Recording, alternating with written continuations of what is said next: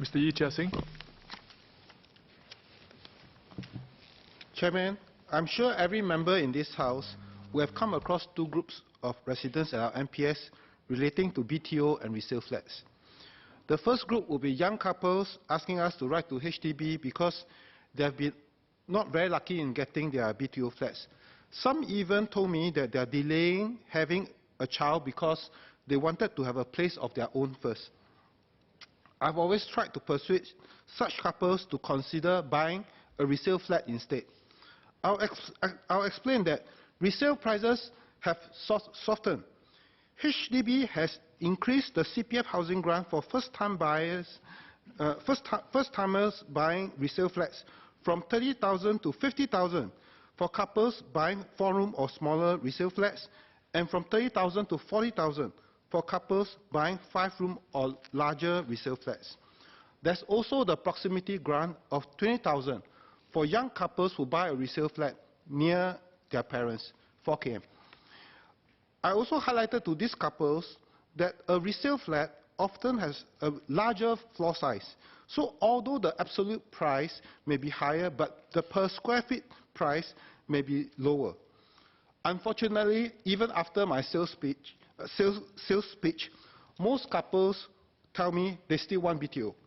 Because the absolute price of resale flat is still much higher than BTO, and they are also concerned about the cost of renovation for a resale flat, as well as the shorter lease period.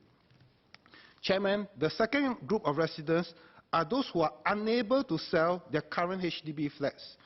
They may have purchased another BTO or upgraded to private housing, and when the time comes for them to sell, they were unable to do so due to the weak market conditions.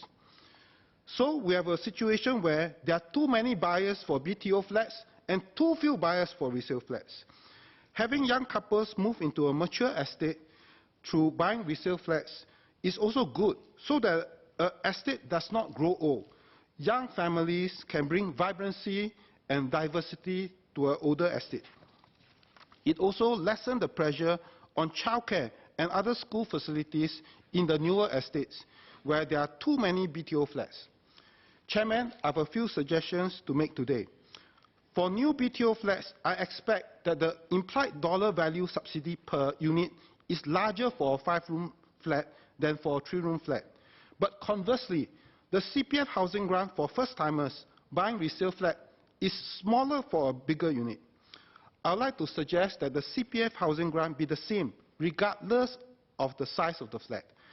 The current system is an indirect form of means testing, which is not done for couples buying BTO.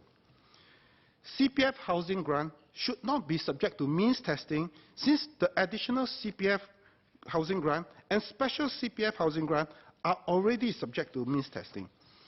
I also hope that both the CPF housing grant and proximity housing grant can be increased so that more couples would consider resale flat as an attractive option. In fact, there are many intangible benefits for young couples to stay near their parents. For children with both parents working, it is important that their grandparents are around to show them love and also pass down traditional values. In summary, I hope HDB can do more to make the purchase of resale flats more attractive to young couples. It is a waste of resource to build ever more BTO flats to meet demand, while there are many perfectly fine resale flats available for sale. Thank you.